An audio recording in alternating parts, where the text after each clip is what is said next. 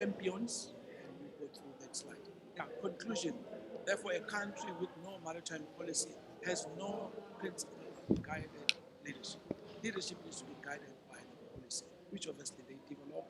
Policies that are there without being championed are dead policies because they will not be implemented. There must always be a human element in policies and in their implementation. A champion is required to raise the spear to make the policy known, respected, and aligned with. Maritime policy that is not championed or advocated will die in the library of history. If there was to be a definition of a failed maritime state, surely the absence of maritime policy would feature very, very high. Conclusion, maritime policy, therefore, of your country can be made, but if it is not championed, this means it was seen as an end to itself. It is unlikely to see its day. Therefore, in order to avoid this, resolve to be the champion of your maritime policy. Lastly, there is no shortcut to policy implementation. You need to go in the strategy. I thank you.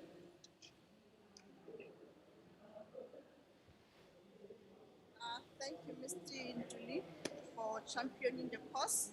It is all about creating an enabling environment as policymakers, and then that is we do in order for us to promote the maritime economy that we so desire. And then that desire starts with the core that is sitting in this room.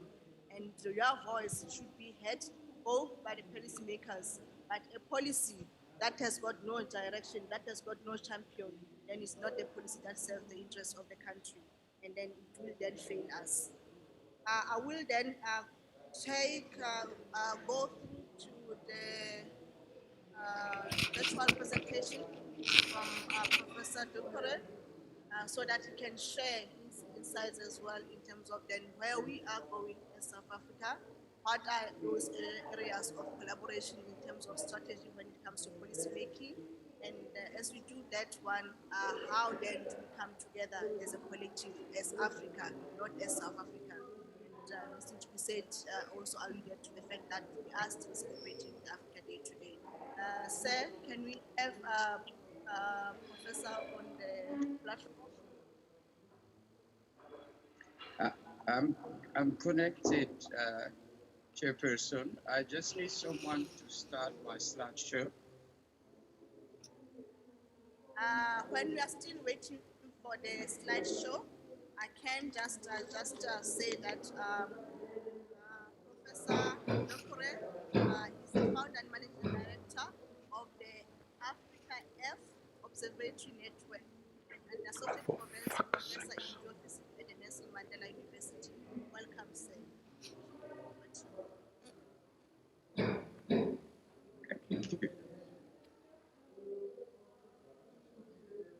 Hi, Professor. Are you able to share your screen from your end with your presentation? I did send my presentation for it to be shown from the room, just to avoid hiccups through the remote connection. Do you have it? Yes, sir.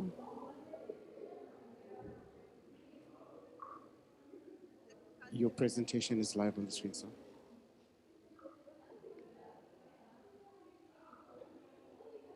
Okay, so somehow I cannot see the slides, the presentation itself, but I would assume that once it's on, I would talk from my end here and say next slide for moving. So if you can move on from I cannot see, but if you can move on from the title slide, I think everybody can see the title slide.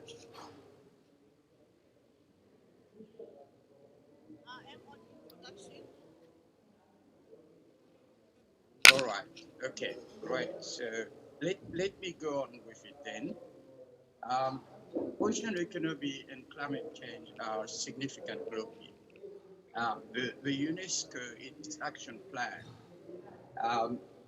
projected that 3 trillion US dollars is the value, will be the value by 2030. So that's significant. And while this is the case,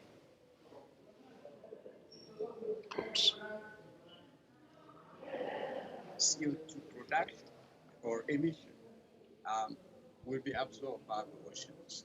So these are important facts.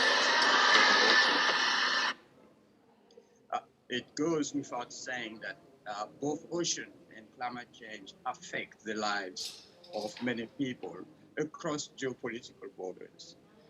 Both are multifaceted with intersecting dimensions. How these are managed is very critical to ensure sustainability, and it requires a unique and breakthrough policy framework. So that's really what we are here to briefly tease out.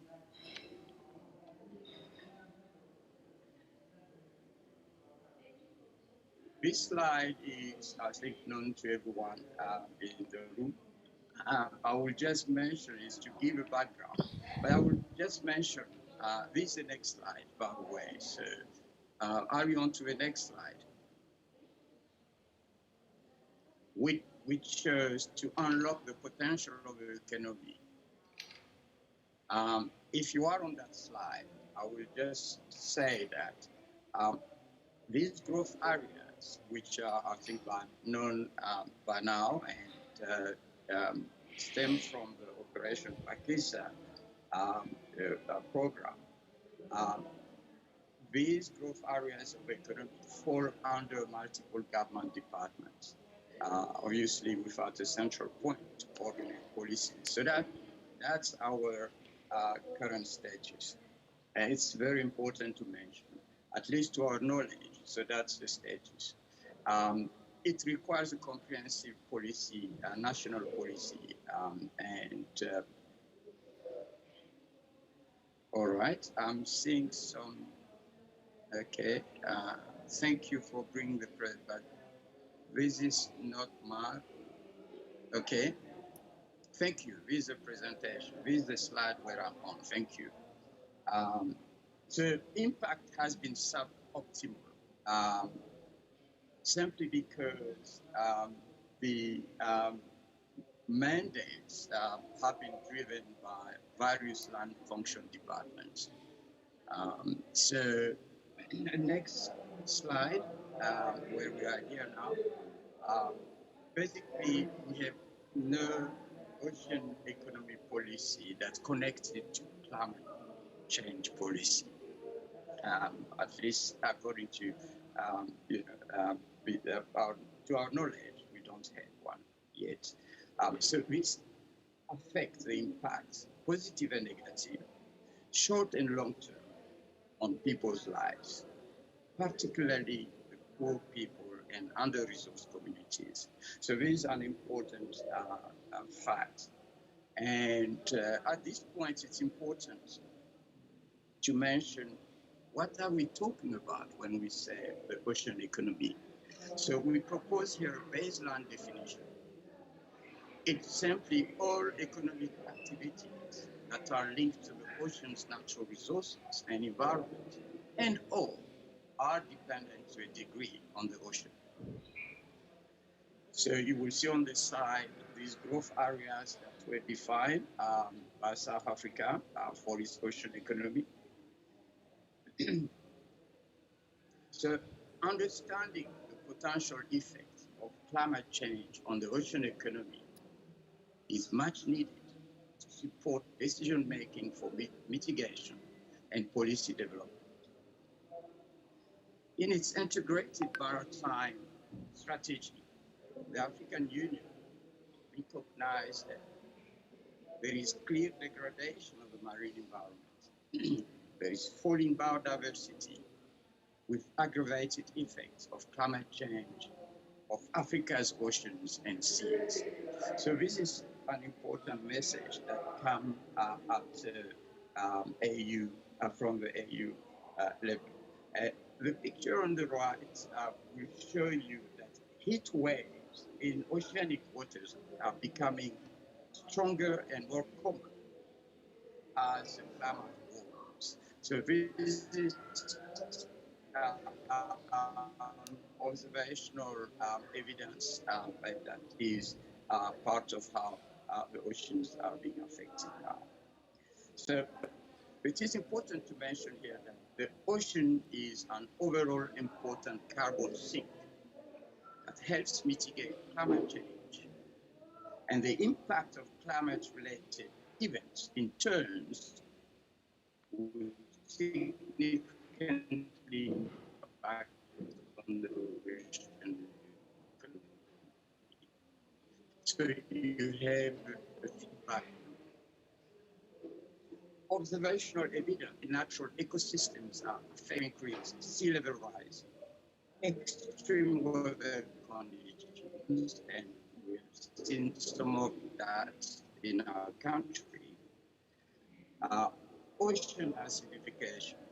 So of course, this habitat of living in the ocean. Analysis of climate change impact factors on the ocean economy shows that the growth areas of the economy are all affected by climate change related risk under the projected 1.5 degree global warming. So if nothing is done about the global warming and we miss the 1.5 target, 2 degree target, then one could expect even worse situations. I'm just crawling here through our 3 growth areas of ocean economy that are highlighted here and are lend themselves to proper economic industrial activity. So the first one is aquaculture and fisheries. This category of the economy, of ocean economy, provides much needed food security, job opportunities, and local business prospects. So it is a pivotal one. But there are the climate-mediated physiochemical important aspects that are linked to this sector of the ocean economy. As I mentioned earlier, you have a feedback loop here between the climate change and ocean economy. I will not go into the details of how those impacts are played out. The second category, highlighted sector, and the previous speaker, I think, has focused on this, is marine transport, and of course, small harbors. Harbors in general provide access to markets and supply chains, and are integral to many economic activities in coastal zones. The image below illustrates port in Buffalo City linked to the IDZ in East London. But shipping, particularly shipping of containers, is crucial to global trade. But it is affected severely by weather systems. So the image here is to illustrate the point, but also to say that shipping is the biggest CO2 emitter.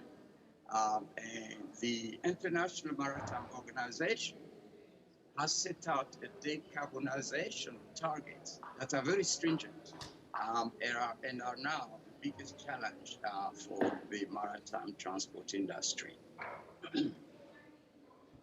Of course, another key sector that South Africa is trying to grow, take off from the seabed, so to speak, is offshore oil and gas exploration. But ultimately, exploration by itself is a process to getting to the oil and gas resource.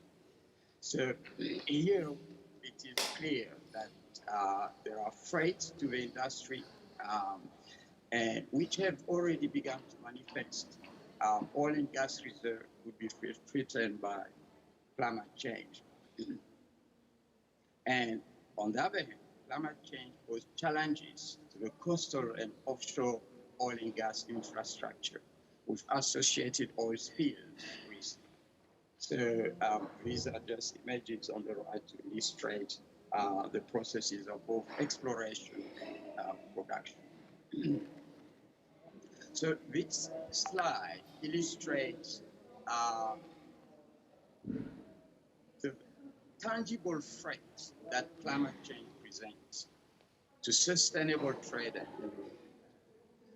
And there is no doubt it will impact on the potential of the ocean economy. So you have in the background the key climate change factors, the sectors of economy that can be affected, as well as various type of impact. So this is essentially for South Africa with its coastal regions highlighted in.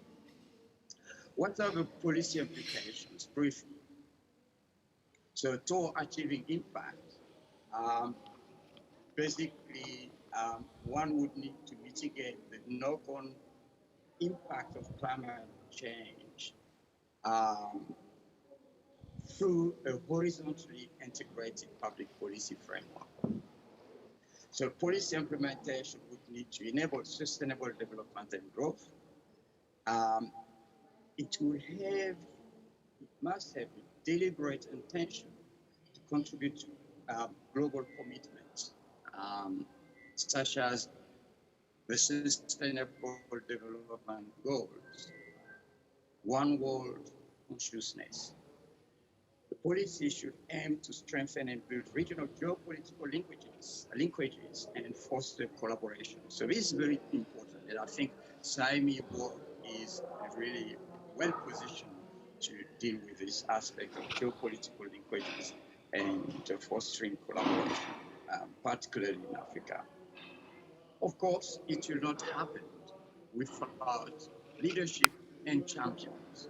So we need to find key champions and leadership to drive this policy aspect. So in conclusion, the ocean economy could contribute to the economic growth of South Africa and have reciprocal impact across businesses, government, and society. Ocean economy and climate change are constructs that are multidimensional in essence and span a range of public policy domains. Joined up integrated policy is essential to realize full socio-economic potential. It is a complex terrain, but it is essential for desired positive socio-economic impacts. Thank you. With the last slide.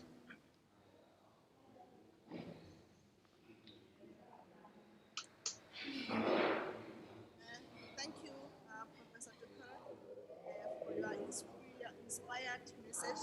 And then I think all that he's saying is that our policy framework must be intentional. Mr. Ntuli said that there must be a champion. Professor Gqeberha is also now saying that there must be a champion. At the end of the day, there are some missing elements. We are saying that our ocean economy, our ocean policy does not speak maybe to the comprehensive maritime transport policy. What are the missing links? Let us tell those missing links to Mr. Ntuli to go back to the drawing boards and make sure that he closes the gaps. There is decarbonization. We all are supposed to reduce our carbon footprints. Let us be intentional about the desired outcome that we see to achieve in this maritime or the blue economy.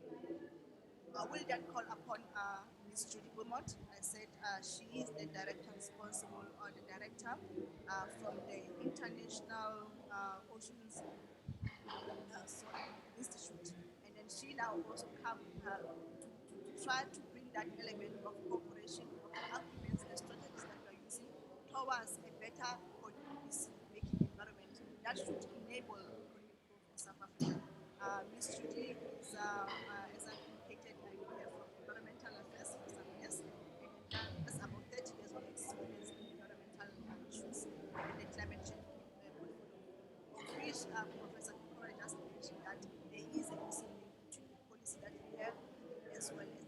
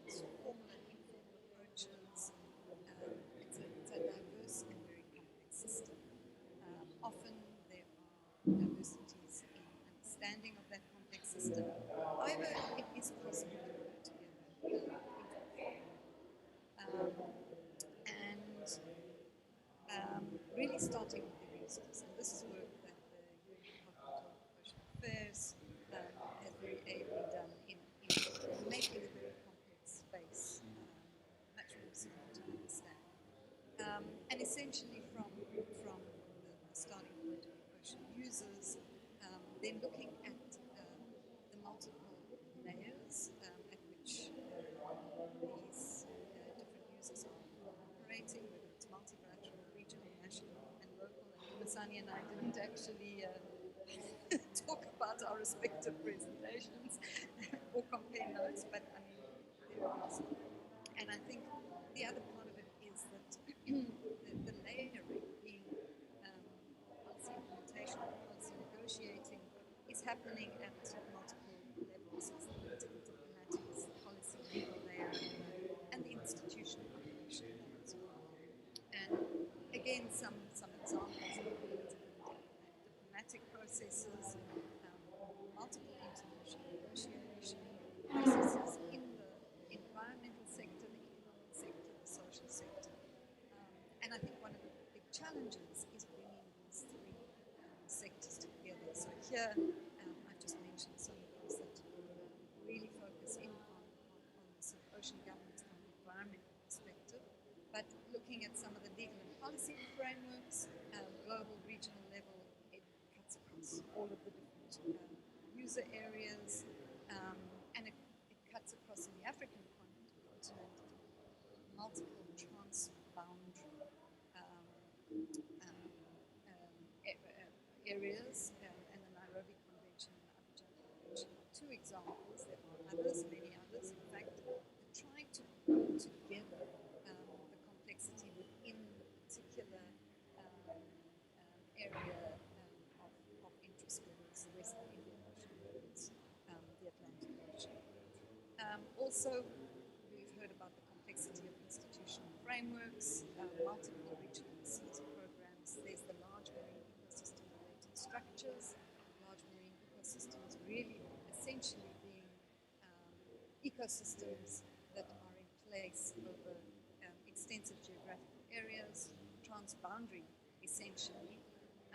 There's the regional fisheries bodies and management organizations. There's also the regional economic commission. So a very complex institutional framework. African context, we have heard incredibly eloquently this morning. 38 coastal states out of 54. 13 million square kilometers of ocean space, a very, very long coastline, rich in natural resources. We've heard this morning about 90% being the volume of imports and exports conducted by sea, 100 billion being the estimated value generated by coastal tourism alone, one sector, coastal tourism. The expectation that the African economic sectors can generate a value of up to close to 300 billion with 49 million jobs over time, that's 2030. In fact, there's the projections for 2030, 405 billion and 57 million jobs. So really it's about the opportunities for unlocking this economic potential, and as we've just heard, the severe potential or potential impact from climate change. And there the Intergovernmental Panel on Climate Change has been doing quite important work in the African context. And this is an extract, really just to complement the presentation that we just heard of, but an extract from the Intergovernmental Panel on Climate Change, the 6th Assessment Report 2022, released just last year.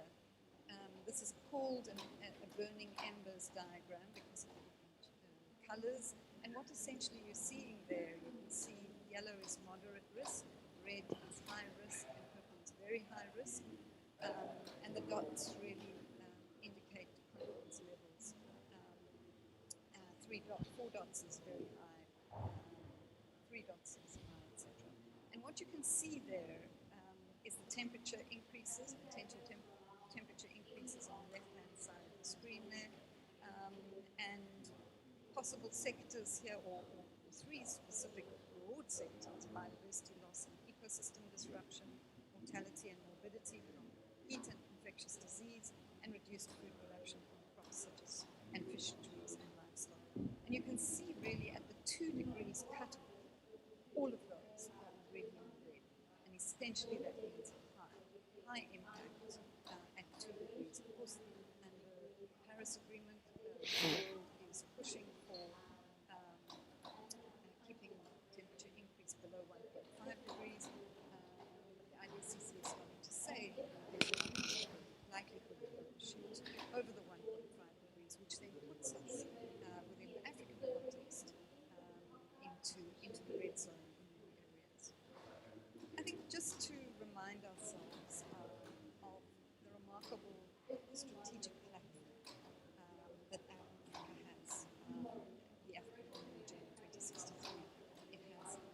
range of goals.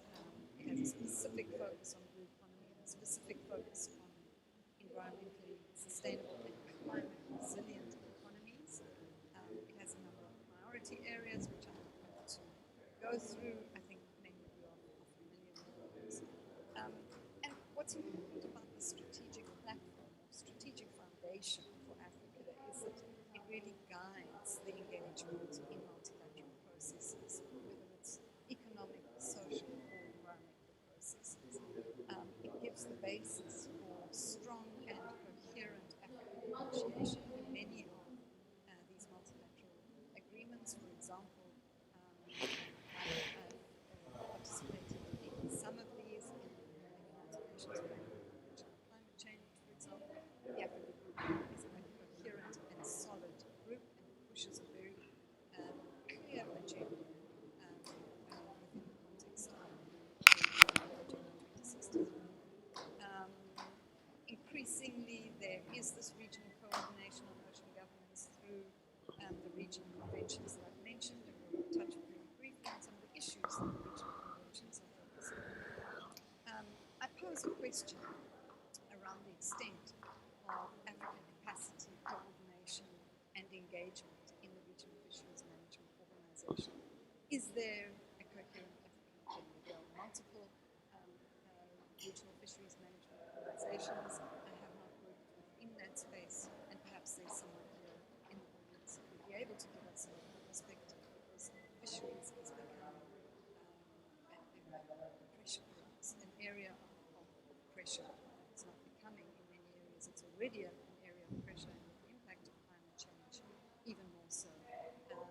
And if one looks at, for example, some of the documents by the FAO, the Food and Agriculture Organization, zooming in into Africa, there is an indication of the extent to which countries in African coastal areas are dependent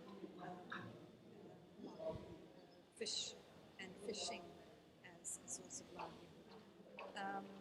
And I think just the last point there is the importance of African engagement in emerging ocean geopolitical spaces, such as the Indo-Pacific, for example, through the Indian Ocean Association. It's really critical that Africa takes up that space, and with the guidance of the AU Agenda 2063, as well as the Africa's Integrated Maritime Strategy, really starts influencing, and already is influencing, but pushes that area of influence further. Again, we're familiar with Africa's Integrated Maritime Strategy, really a remarkable foundation also for the work that is being done around Africa's blue economy. Cuts across the various thematic areas and provides very useful guidance in each of those. There's also the UN Decade of Ocean Science, the African Roadmap, which is quite recent. I think it was released in 21-22, and zooms into the kind of ocean science strategies that is important and necessary for the continent to take forward and assist in the prioritization of investments in scientific infrastructure, critical, building our capacity for ocean observations, monitoring, and data management, particularly in the context of a world that is becoming quite dependent on big data and really relies on that kind of ocean observation and capacity. So just looking quickly at the Nairobi Convention and the Abidjan Convention as examples of regional coordination, there the parties are, and some of the issues, for example, the Nairobi Convention is dealing with a protocol for coordinated transboundary integrated coastal zone management, an ocean governance strategy for the Western Indian Ocean, a regional action plan to address ocean acidification. Many of the issues that were raised in the previous presentation, some of the area-based planning tools for a sustainable blue economy, regional-based,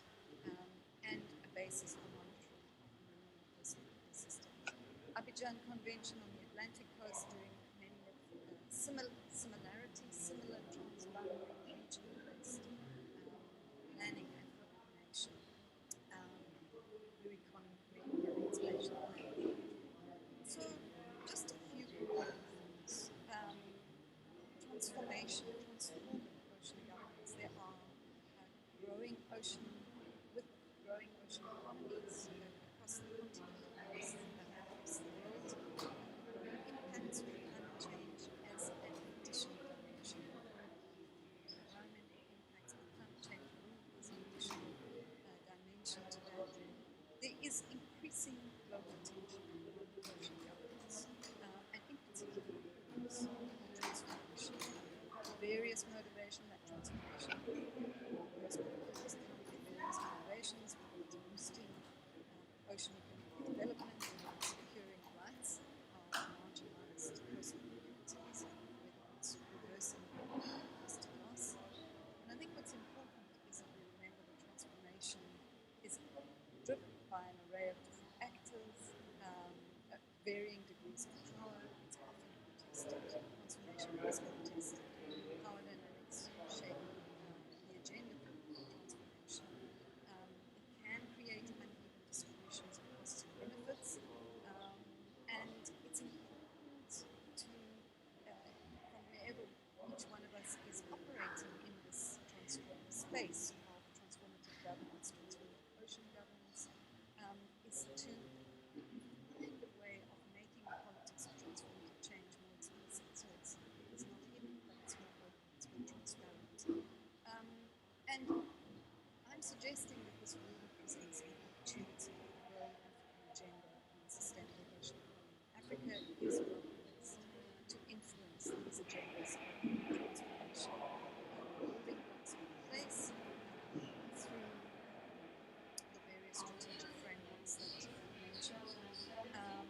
The Agenda 2063 provides an integrated framework for multi-sectoral approaches and for a land-sea holistic approach. It enables the formulation of cross-sectoral policies, and we've really heard about this need to shift away from a silo-based approach to a cross-sectoral policy that simultaneously addresses concerns that are really burning and becoming increasingly critical around access, around security, around supply, and sustainability of resources. It also enables the design of systemic solutions, moving away from the silo approach, rather looking at the system as a whole. Systemic solutions that address the complexity of challenges, diagnosis of the challenge from a systemic point of view, to looking at address and find a way for these competing interests to be part of implementation. Emphasizes the importance of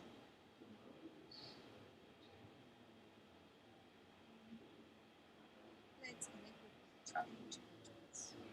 Each one of us in our particular organizations are part of that change agency that assists in conceptualizing and promoting transformative action. And also, Agenda 63 really provides the basis for solid progress monitoring across the economic, social, and environment sustainability areas. Africa's blue economy has the potential to drive the continent's future economic and sustainable development and influence global policy. We need to work collaboratively. We need to mainstream social inclusivity and environmental sustainability. We need to strengthen and build that is already underway, using the many instruments that are emerging, integrated ocean governance, marine spatial planning, using modern data and information technologies, and strengthening coordination between and within well-capacitated government, regional entities, not only government, also non-government business entities. It's that cross-cutting workplace that is absolutely critical.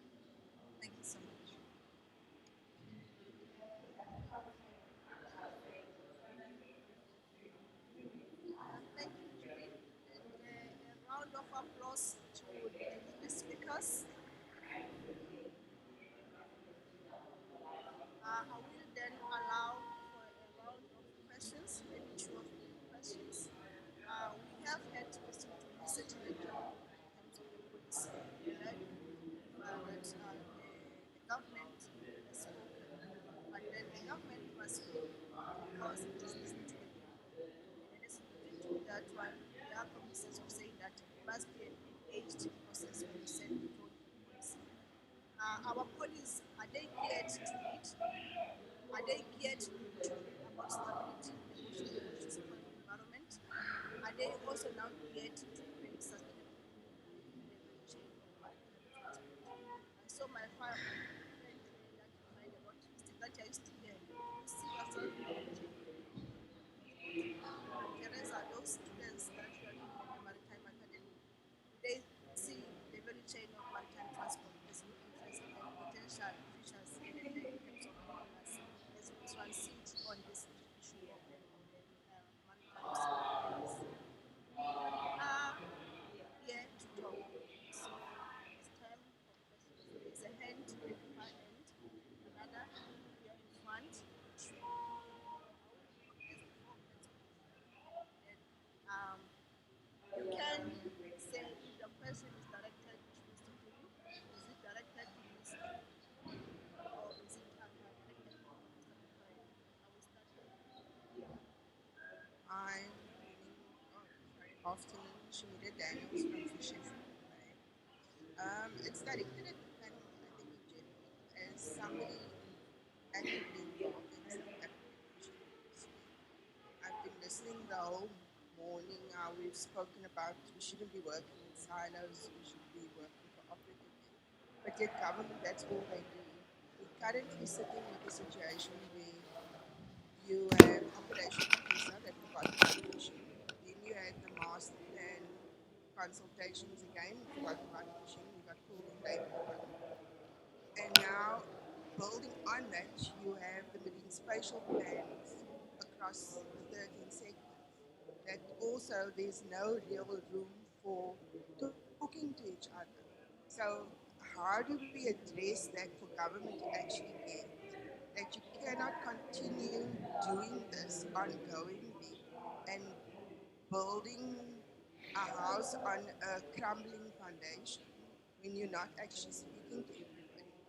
I'm also just curious to ask if DFFT is in the room because they are the government department that is leading the master plan and the marine spatial plan rollout across the different government departments. Sorry. Um,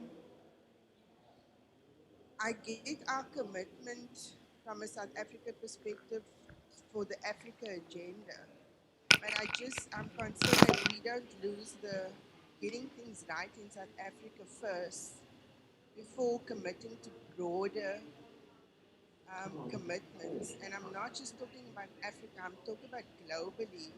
You watch the news and you discover our ministers committed to this convention and that convention, and nobody's consulted us about it.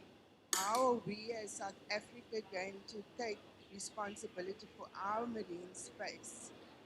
And I'm fully in support of Africa coordination in terms of beyond, um, and I can only speak from a fishing perspective, um, from a scientific research perspective, for us as a continent to start talking to each other and not having Europe and the US guide our discussions because they come in with the agenda.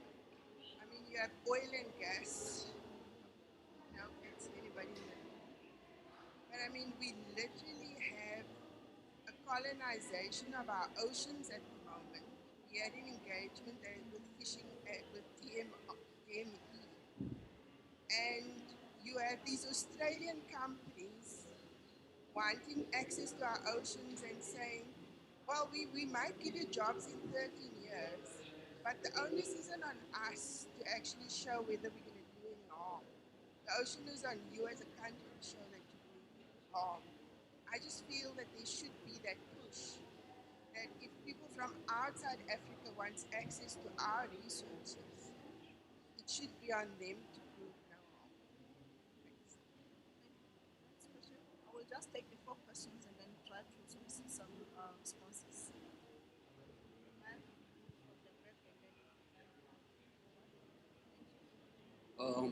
Uzwamandla wakwaSosipho. I think the question is to the three speakers. It's more of a comment than a question to say. I think Mr. Ntuli did touch on the variety of different departments having interest in the space. But I think Judy did touch on transformation being a congested terrain. It's not just a blank check, but there are people that would say transform, and they want to guide that transformation so that it fits into their systems. Now, the question is, how do we coordinate policy formulation that would consider the interest of all the parties in the game, including these different departments, so that you get to regulate or regularize the interaction that does not, to a certain extent, undermine what the country as the sovereignty is looking into, but also if the contribution that would be coming from DFFE, from environment, from economic development, so that we then, at the end of it all, we improve livelihoods in terms of the socio-economic conditions that we live in. Thank you.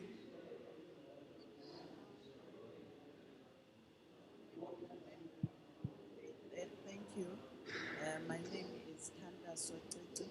I would like to piggyback from the previous speaker as part of my first question, which is going to Mr. Ndlovu and Professor Gqeberha.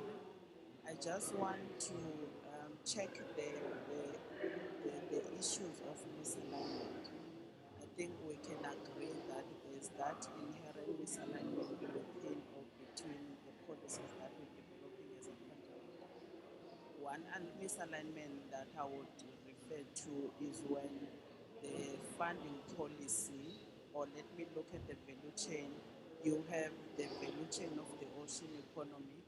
But if you look on the policy side, it focuses more on the transport and the logistics side of the value chain, which is talking to the ports, the transport, the freight, the cargo.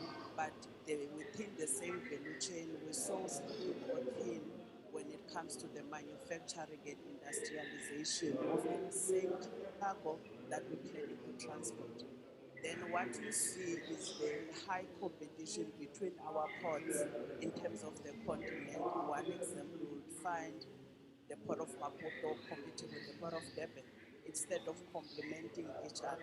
So my question is to check at what stage of our policy we will be able to close those gaps and address the issues of misalignment. The second question to the issue of misalignment, I'm not sure if the two speakers will be able to address that, but it talks to the funding policies that we have. You have a funding policy that requires a co-fund from the applicant, but is intended to assist the SMMEs, the Black Industrialists and the BBBEE sort of a charter beneficiaries. But then you have no plans to assist those SMEs to get that fund, but you want them to unlock that big fund without preparing them to tap into that opportunity. That is another misalignment that I see. The last question for Judy, I would like to see, or I would like to check out of the 13 million square kilometers of an ocean that we having as a continent, how much of that is developable? I'm not sure if that's the right name to use, but how much of that can you develop and be proud to say there will be return in investment? The reason why I'm asking that is because as the implementers on the ground, we learned over the years that most of our ocean is locked, it's marine protected areas, it's the most part of it you cannot develop.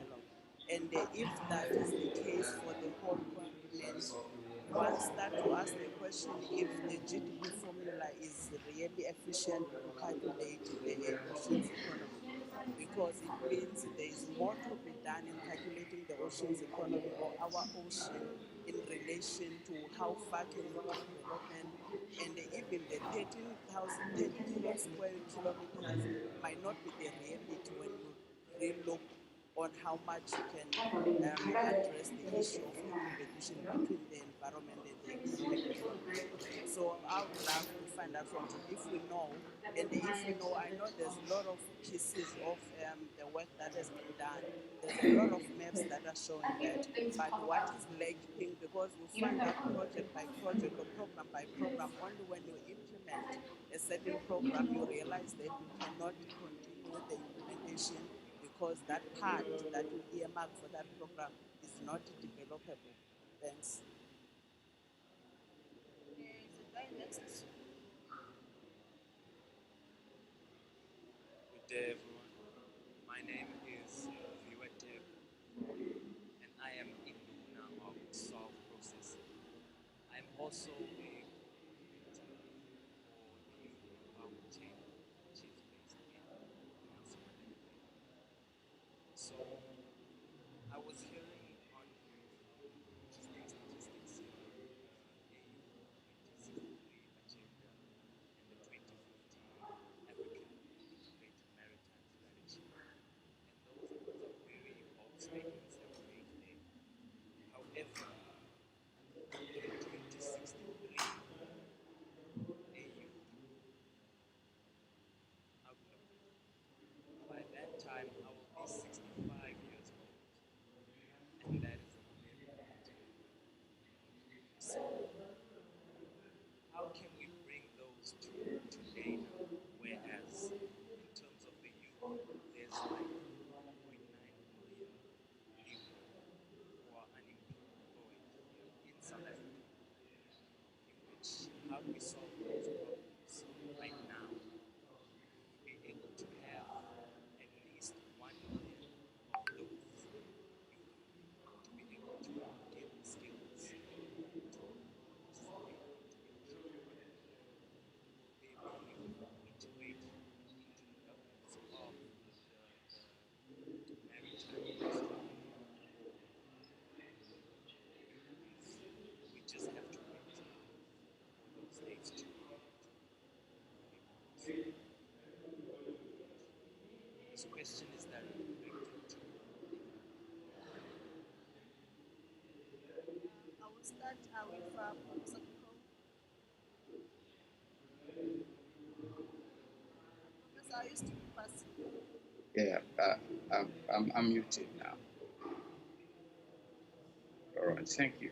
I think the question I have an element of answer to is the misalignment aspect, the regulatory framework and policy.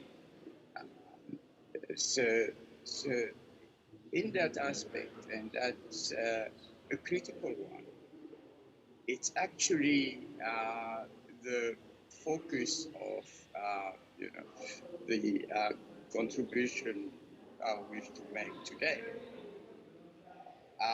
It's about strengthening and building regional geopolitical linkages. So the example of the port of Maputo and the port of Durban is given. If you look at that, it takes serious policy work across government to ensure that this kind of situation is not only regulated through strong policy, but is made to work for both countries. Of course, in order to have a cross-border or regional geopolitical context sorted out, you would need to have the country policy set well established. And I think we need to have those starting blocks in place before we can talk to the cross-border aspect of the policy and the regulatory framework. Of course, it takes, and the point is made clearly that when you are pushing for one business, you are basically negating another one.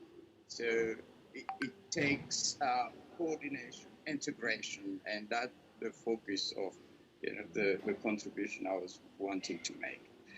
Regarding the last question, perhaps that was for all of us in terms of the youth. The target, the horizon given for either successful outcome of policy implementation or growth. The real question is, unless you start today with putting all the right foundations that include not only policy, but governance and good business programs, you will not get there. And I'm afraid to say, it may still be elusive by the time some of the youth reach their 60s. So I will leave it there. So it's important today we start with solid foundation. But as with any good work, you will not see immediately the result. Thank you. Then move on to Ms. Judy.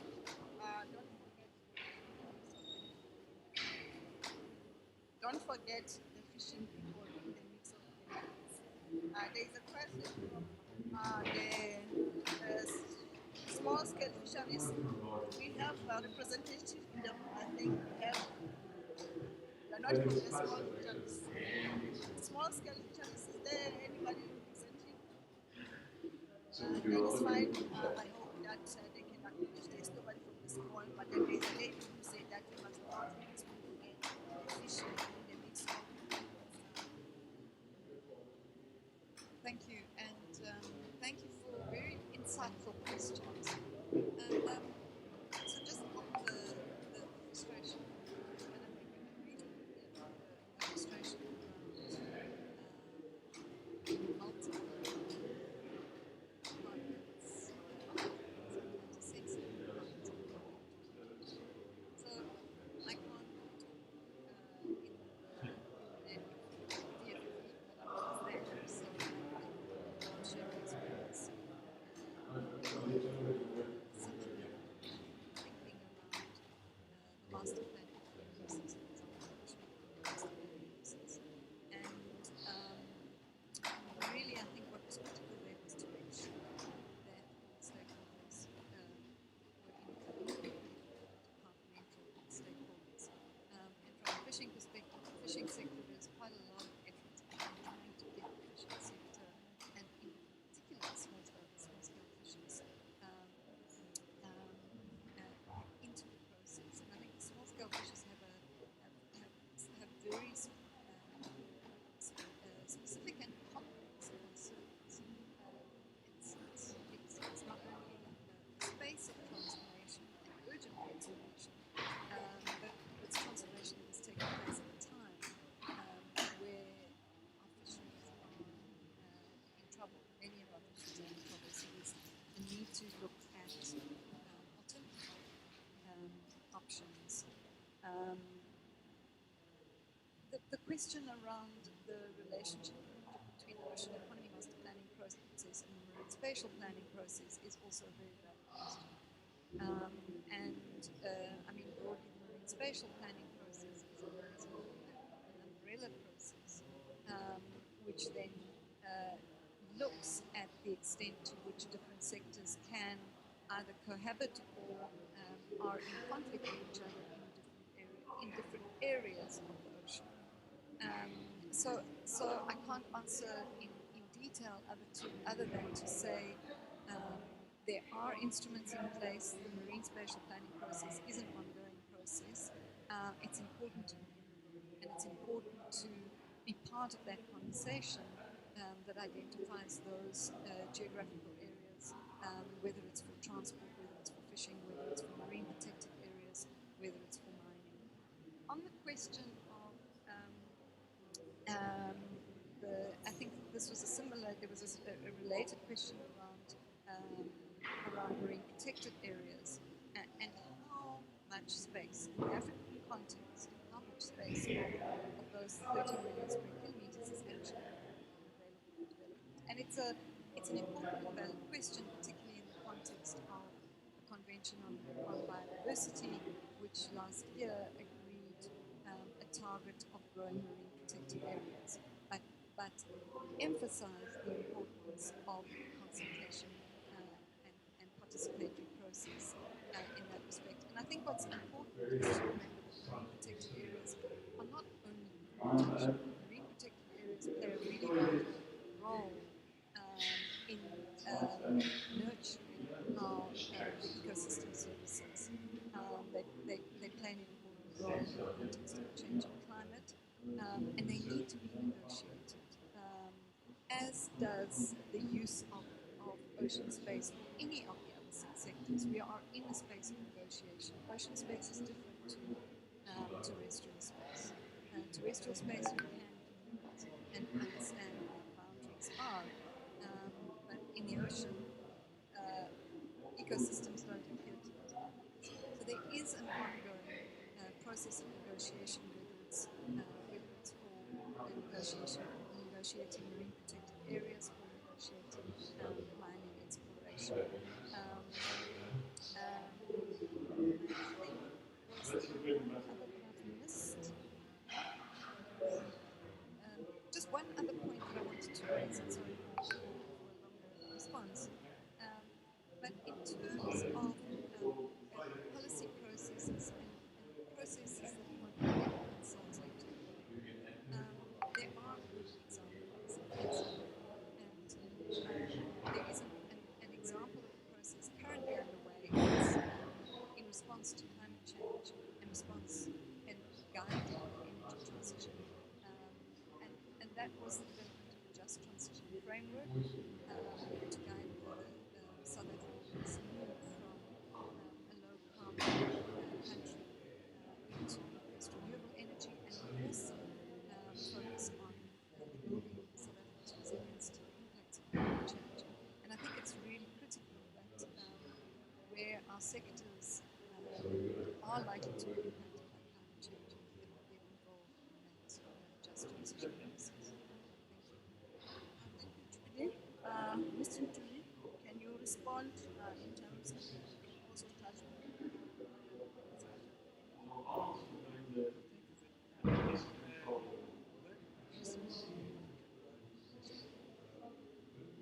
also touch on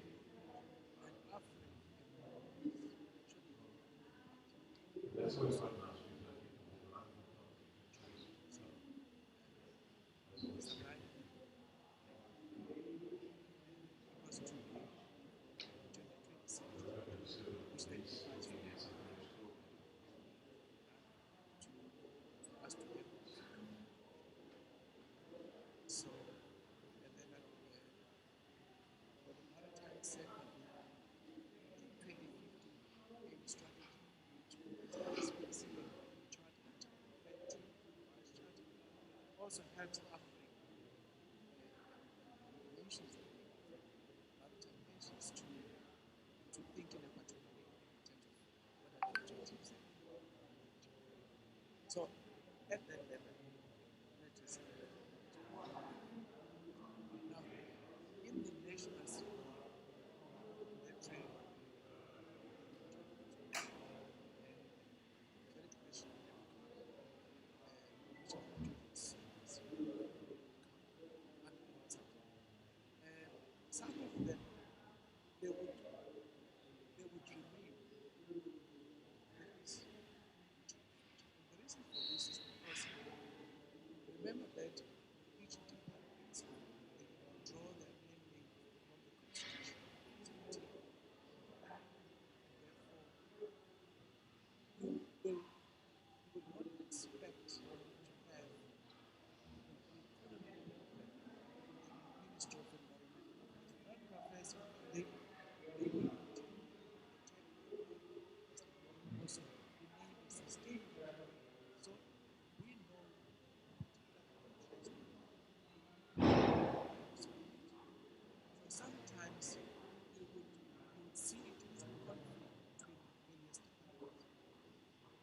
but understanding the mandate, something has to be there. We have to make some differences in terms of areas of focus. But if the main objective, you write something to encourage people to deliver to messages, but I don't think that you expect a complete harmony, because the complete harmony is in the talk. Otherwise, then you have just one single mainstream. This also speaks to the outcry on some of the challenges that we're facing when looking at Kutu, other ports, which are developing faster. It's good for competition. Good for competition. So if another port is doing things better, that moves trade to that country, it means that those that might be losing trade, traffic, then need to respond to measures that's going to make trade. I don't think we separate two different. As long as trade remains in Africa and promotes the intra-African trade, the development in welfare state, development better performance in Kudu or Gqeberha or any other part of the continent should be celebrated, and it should be a motivation for us to even do better and ensure that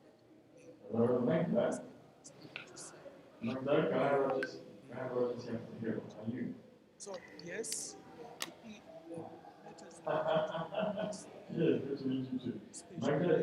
As usual, I've just got a little gap to try and look at this wonderful stuff that you are doing with these fish traps. We're sitting here at a conference here on the beachfront, but I was just so I just went to your email and just to remind myself what you're saying. So there's obviously that lovely video to do with the ceremony, yeah? But that was back in 2017. Yeah? Funding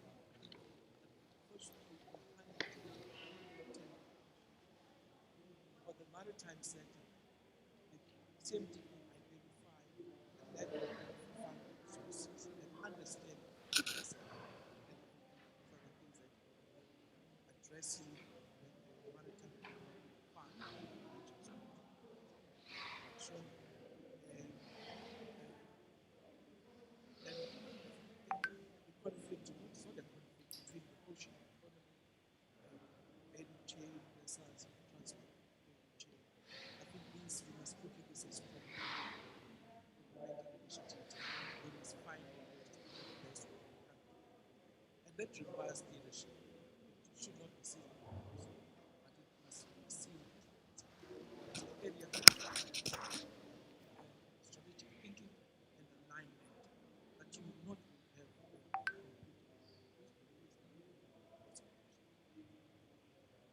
Thank you, Mr. Julie. I am now under time pressures. There's just one last minute left that one. Can I say that okay, Teresa?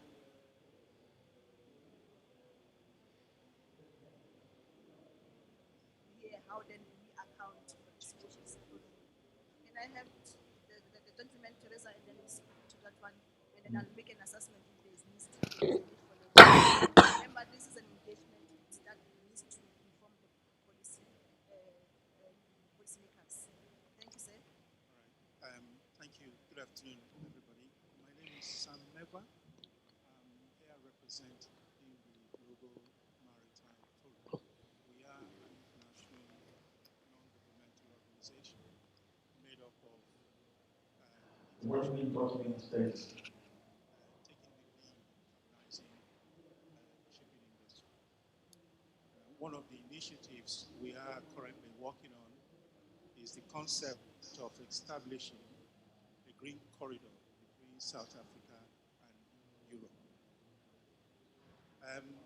One of the speakers said earlier that there is currently a lack of an ocean economy policy not linked to climate change. Now, the study carried out by my organization and other stakeholders the first infrastructure along this coast, and perhaps not arguably natural resources, but also because of your because I mean there is no research to do with nation. humankind having come So from the this question continent. therefore is, what action can we take from this conference in order to develop a stronger policy framework capable of facilitating the transition to zero emission shipping?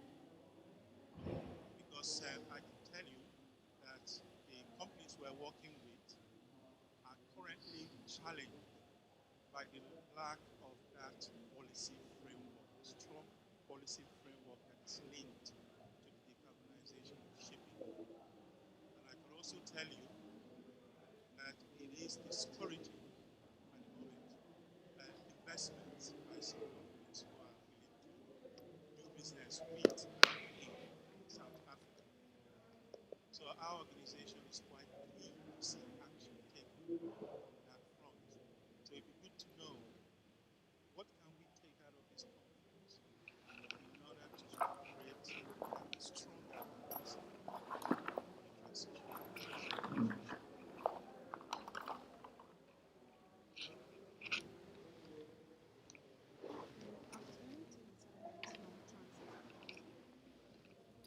My question is related to Gqeberha, the law of Gqeberha and the policy framework guides that. We know over the past decades we've been dealing with Gqeberha and the implementation of that What do they look like? as a whole, it's capturing the various strategies and continental free trade agreements, etc. I would like to know how far we are in creating a favorable environment for African ship ownership for us to be able to move our cargo along Besides KFC, the two other sites in the Eastern Cape are Plus River. Yeah, that's it. And then the last one, said we still have one presentation.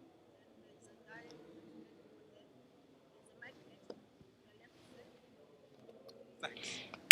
My name is Adrian Stradle, CEO of the South African Oil and Gas Sir Hogan. Question relates to the National Environmental Management Act, makes provision for anyone to go to court with an environmental issue without necessarily having established any justification for going to court. And this is in the face of 650,000 job losses as a result of load shedding in 2022. We have to purchase an additional 3 billion rand of diesel, which told per month, and also, as was said earlier, 4.9 million unemployment. We clearly sitting with a crisis. How do we harmonize environment and job creation and to make sure that this legislation aligns with the current needs and situation that we have at the moment? Thank you. Thank you. Quickly, allow me to speak on cabotage, and then I will. I'm not sure if Julie's competent to speak on the issue of the NEMA. We don't have an environmental affairs official in our list today. Quick, 1 minute please on cabotage and transition to zero carbon is something that we can also now consider. How then do we start working together to develop that policy framework? We need to correct this. South Africa would not honestly understand. Remember the framework that we showed you. That that is negotiated at the IMO with South Africa is member participate in those negotiations. So, and those discussions are going on in the settlement. I said, if the IMO settlement general, she will understand some of the challenges that are faced in countries.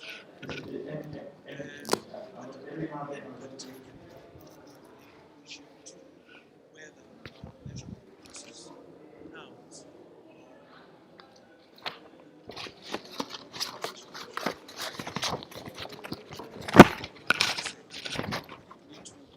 just that we have not released latest recommendations that those issues in terms of view and the policy was updated to incorporate elements of maritime decarbonization.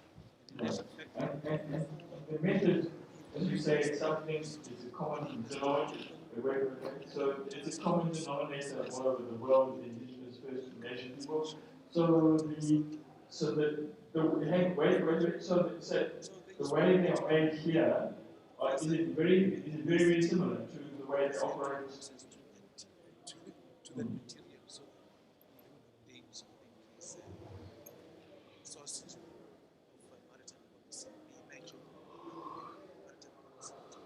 So there is no outstanding clarification about the country has adopted the hydrogen strategy and roadmap, and there is currently World Bank research looking at the port of Mumbai and Saldanha, two positions of the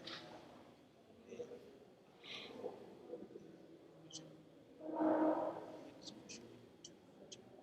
all those letters, preparations that we are making, it's just putting our ducks in a row.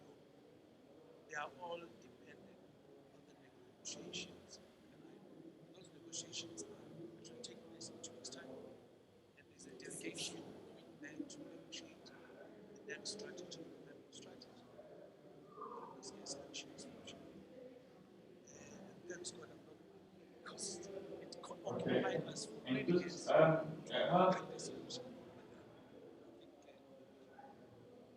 Cabotage, very briefly, cabotage is covered in the African, revised African maritime.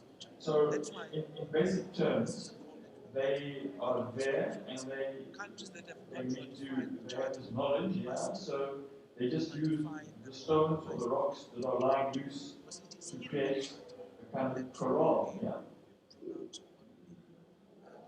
Okay. In South Africa, the CMTP it's clearly coastal shipping, is what we refer to, coastal shipping, and it just like a reservoir. Just table, the minister just tabled in Parliament the major shipping bill 2023, and in the major shipping bill 2023, they have provided coastal shipping, permitted coastal shipping, which is not based on carbon. This was a wise approach to avoid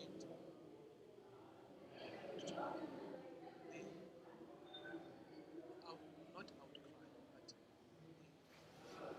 scare that was going on there that South Africa is going to not encourage foreign carriers to coastal but just more.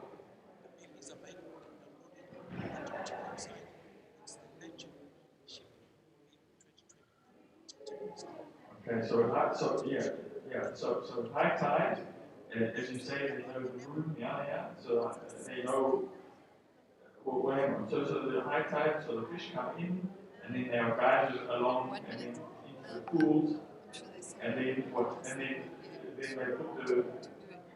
Clearly, but just very quickly, the National Environmental Management Act has the environmental impact assessment regulations. And then do they adjust the shape? Does somebody come down and put the rock across? Really, is it just left all trigger the assessment processes. So if there's a particular activity related to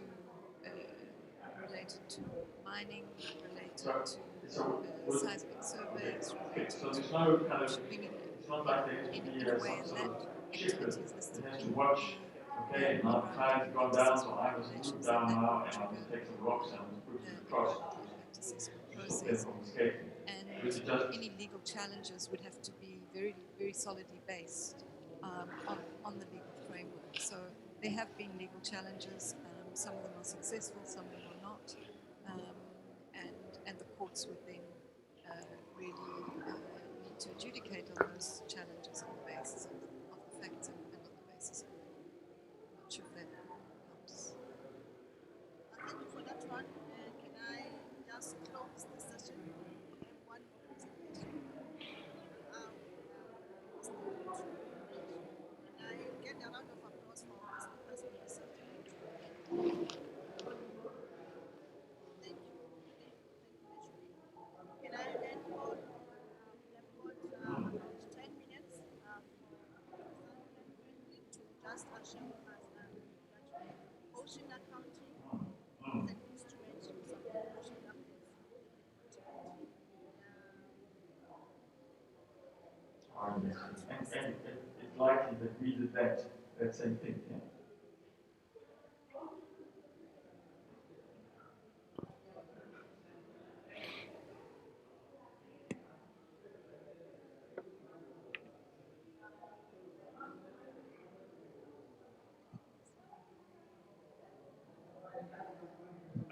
Thank you, ladies and gentlemen. I'll try and be quick.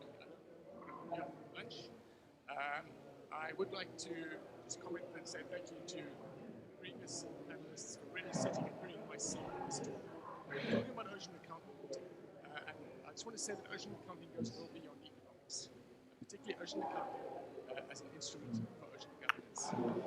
How many did it take a long time to create these structures? How many individual rocks are there? This human ocean nexus centers on resource uses, range from practical resources, cultural resource uses, and pressures that range between pressures between people and industry and the environment, and pressures between particular sectors. And it's those resource uses and pressures that require ocean governance. Previous speakers suggested, made reference to particular aspects of these that I think are important. Two particular aspects is that oceans are changing. Global ocean resource uses are changing, access is changing, global ocean pressures are also changing, oceans themselves are changing. And due to technological advancements, the way that we manage, the way that we measure, the way that we research oceans are changing enormously. The second part about this is that blue economies, and the sustainable and inclusive blue economies, require sustainable and inclusive ocean development. And sustainability is very often, or most often, described through independent, overlapping, nested And these people, what would they, I mean, your interaction now with the people around you, still living today, we have platform day. I mean, who were those people? Did they come down? Were they nomadic people that came down if we're going to look at informative evidence-based hinterland processes, and spent some time here during certain seasons and then moved back, or were they here permanently all the time?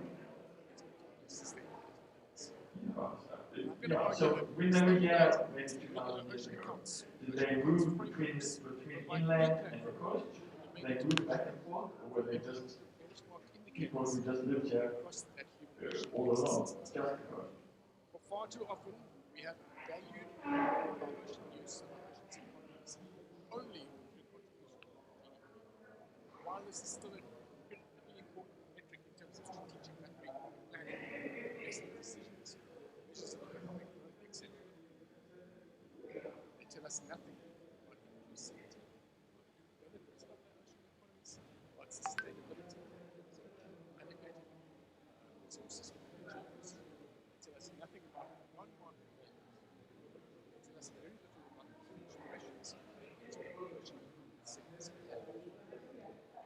argue here is we need a new model, a model that includes the comprehensive wealth of natural capital, human capital, music capital, financial capital, a comprehensive wealth model that goes beyond normal economic models to include pressures, inclusivity, and sustainability.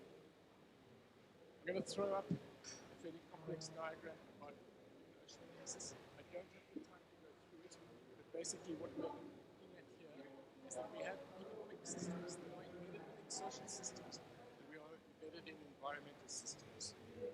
Human well-being, dependent on human needs, drives economic sectors, informal and formal economic sectors that are dependent on those comprehensive wealth components, including natural capital. That natural capital, the fish, the timber, water, comes from ecosystem services. So it seems like,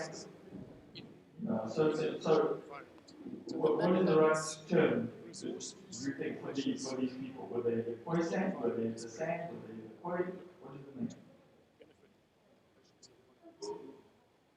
Not only is the resource use, but all of the particular sectors that we But have. the first indigenous people were not pastoralists. They did not farm with Pressures of pollution, pressures of habitat. They were the sand, and phase of translocations, etc. they relied completely on hunting and collecting. Yeah. Impact our ecosystem services, and the future supply of So you said the first indigenous people were cheap. population, you compromise the TAC, a total allowable catch, supply to the economy, and benefits and emissions. Those pressures have risks. Those risks are managed through ocean governance. Governance both at a sectoral arena and at environmental management arena. It's a complex human-ocean nexus. There are a number of particular indicators that we I mean, going forward with this research, what is the aim? Governance models for informed and evidence-based governance approaches. And those indicators are incredibly well informed by what we refer to as ocean accounting. Ocean accounting across a whole range of spheres. The system of environmental economic accounting, central framework, the system of national accounts, ocean economy, satellite accounts, social accounts are all well accepted accounting processes, measured through the United Nations Statistical Division, but not well applied in the ocean space. What ocean accounting does is that it looks at some of those processes, as well as the novel processes in the dark green at the bottom, and adapts those to the ocean space. Judy Beaumont spoke a little bit about boundary porosity. Nothing in the ocean stays what it is. It's a highly fluid, dynamic arena. Have to be able to accommodate these accounting models, take some of those models. So what are ocean accounts? It's a structured, preferably regular compilation of consistent and comparable information. We cannot measure everything. In fact, I'm fairly skeptical of some of these kind of gross value of the ocean economy metrics, because there are so many things that are intangible. We cannot value it all. What we can do with ocean accounts is if we measure some things consistently and regularly, we can start looking at trends. We measure the same things all the time. Explain what you mean by that. So an ocean account is organized by ocean accounts frameworks. It's a system of systems approach. A sustainable life of the future. Systemic approach, looking at the big picture. It allows stocks within systems and flows between systems, economic, environmental, and social systems to be measured, and consequently, those flows between systems allow measurable integration of social, economic, and environmental metrics. And ladies and gentlemen, it is the only way that I see we have that ability to integrate those pillars. The most important aspect that we get from ocean accounting is measure of ocean change. Benchmark indicators of ocean change that we can use in governance processes. Importantly, ocean accounts go beyond GDP and ocean metrics, measuring social, environmental, and economic components. Oceans accounts are advanced globally by the Global Oceans Accounts Partnership, which I run the Africa Community of Practice. It's an open multi-stakeholder partnership established in order to advance ocean accounts, in order to allow stakeholders to use ocean accounting to go beyond GDP, particularly in development of sustainable ocean plans. Sustainable ocean plans that talk to various SDGs, that talk to aspects of the global biodiversity framework, and talk about aspects of things like industrial fishing. 2030 call by the high-level panel for sustainable. So if I can understand, the idea would be to realize once again, or to remind ourselves of the value of those sites, yeah? And to put aside some neglect and to allow perhaps for restoration where it's needed. And then the job creation, how would that happen? Financial support for the development of ocean accounts within countries. From within countries to within regions. We have a very strong Africa community of practice. The vision of which that we looked at is the advancement of ocean accounting in Africa to underpin sustainable and inclusive of Africa's oceans. And therein Africa's blue economies. One of the areas that we are engaged with heavily in Africa are marine ecosystem accounts. A bit of a human ocean nexus that was over towards the side. What we're doing here is we're looking at particular supervised and unsupervised automated image classification, object-based image analysis, satellite imagery in order to identify particular systems.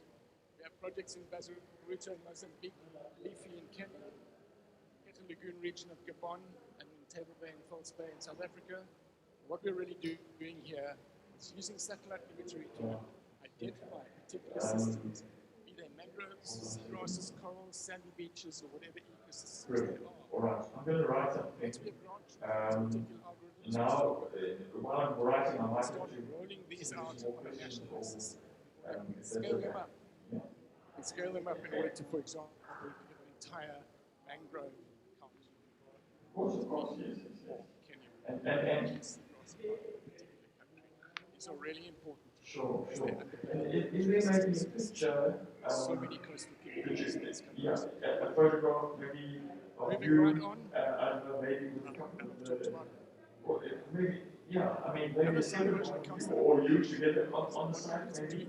And then maybe underneath you have two pictures. One that shows you on the site, and then maybe just one of the site itself, I don't know, an aerial maybe, or lastly, China, Malaysia, Samoa, Thailand, Vietnam, Indonesia, Korea, etc. And probably the most recent one across on that side, the comprehensive marine economy satellite accounts produced by the US defines what each of the particular sectors in the UN's marine economies contribute to GDP, what total contribution of those sectors is. I think it comes out to 6%. The UN was? The question I already asked is where are we in this process in Africa? And then the names of all the different 10 chiefs, which we have seen those. And then it seems to me I probably will need to get just a brief comment from, see, I can't get comments from all 10 of them. I don't know, is there a joint person who speaks, like a spokesperson? The development of the AU Blue Economy Division and the development of the Blue Economy Strategy. Associated with this very strong drives within the United Nations Economic Commission for Africa for advanced programs. The high-level panel for sustainable oceans economy is particularly important. There are 3 African members that have committed to using ocean accounts. I hope it. That's great. I hope it. Yeah, I hope it. I can just do this this afternoon instead of something else. But if I might suddenly get pulled away, but in which case I will totally back on to the but hopefully it's something like that. We heard about the Thanks, program buddy. that the Rugby Convention, the Gender Convention of Barcelona Convention, which have very strong. We just spoke about Aurora. Just come back. International dialogue on Aurora Zanzibar earlier this week. We have blue economies, blue economy finance. It's a particular aspect of the discussion. Once again, where the Ocean Council is in terms of climate financing models and actually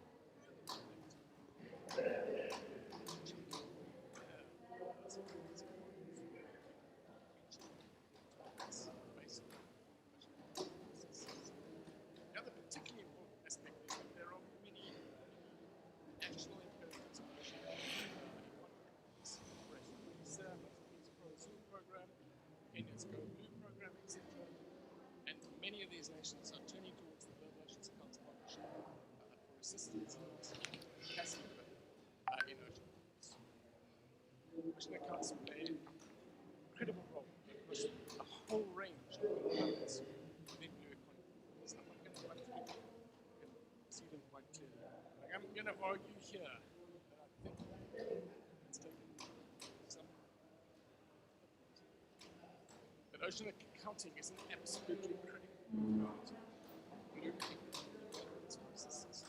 Because to me, to some of my colleagues, it's the only way we can see of integrating social, environmental, and economic interests, balance ocean wealth and ocean health. I thank you for your time.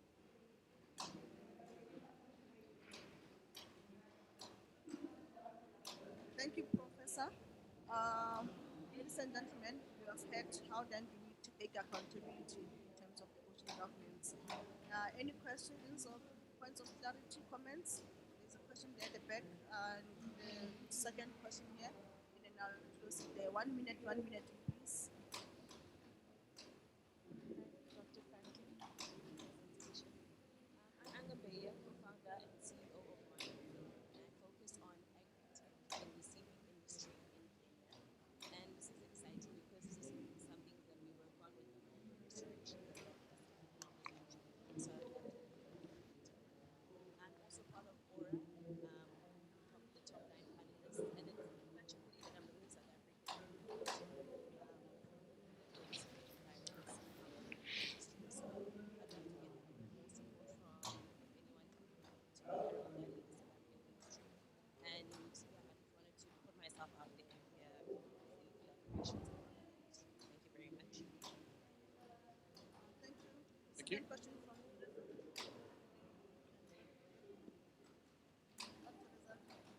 Lydia, in front here.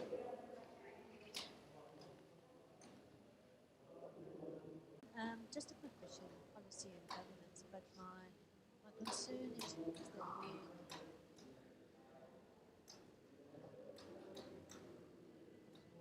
master plan to now try and insert another baseline into that.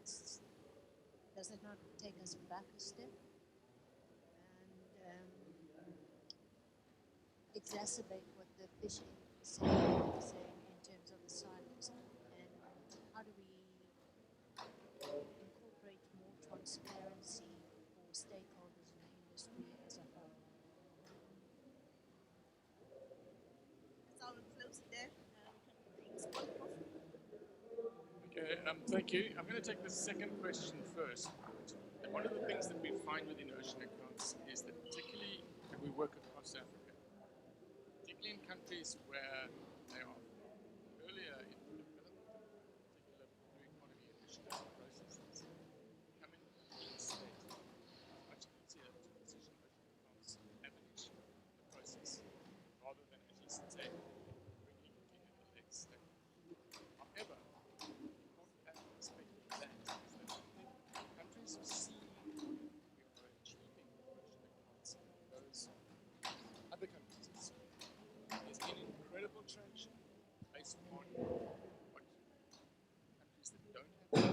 countries have started. And I think it's really important that example process, and it's a particularly important component, I feel, of membership part of the Global Ocean Security Council and this because it allows countries to tap into experiences, resources that we previously established. So that I think is an absolutely critical component of partnerships. In reinventing the wheel, bringing in expertise, you just need a context. Second, sorry, the first question, sorry, was that a reference to Aura? So thank you. I sat through an incredible workshop 2 weeks ago. It was co-hosted by Aura in Cape Town on marine protected area financing. One of the things I really appreciated about Aura was their role this is the Ocean Risk and Resilience Alliance, and their role that they play in looking at very innovative aspects of blue economy and marine protected area financing. And that's quite a critical component, I feel, that we need to address. That is, how do we finance some of these components, some of these aspects of economic governance, European financing? There are some really interesting business in that capacity. As regards the green ecosystem, this is one really small area. See the advantage of those sort of marine ecosystem accounts in seagrass mapping, mangrove mapping, so it is incredible to me, an incredible tool because of its multidisciplinary approaches. One of the issues that we have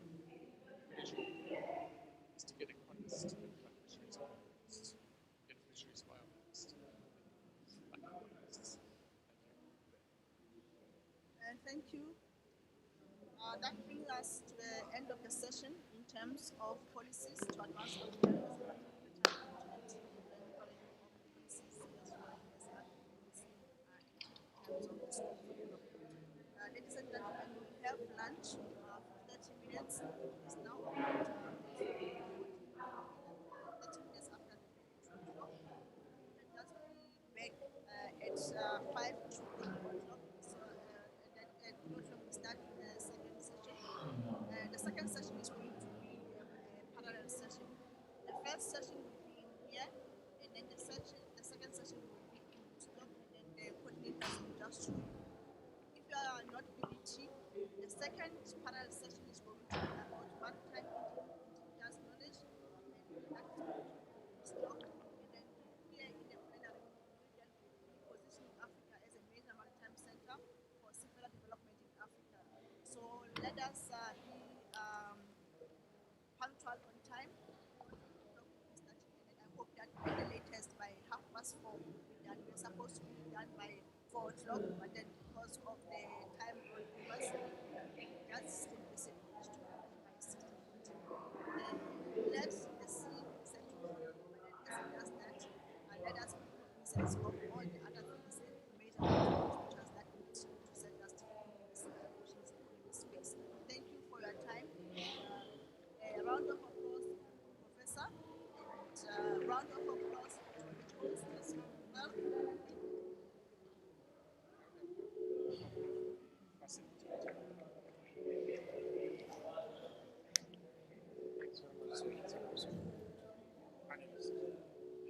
So when we come back, colleagues, seafarer training is in here, indigenous knowledge systems,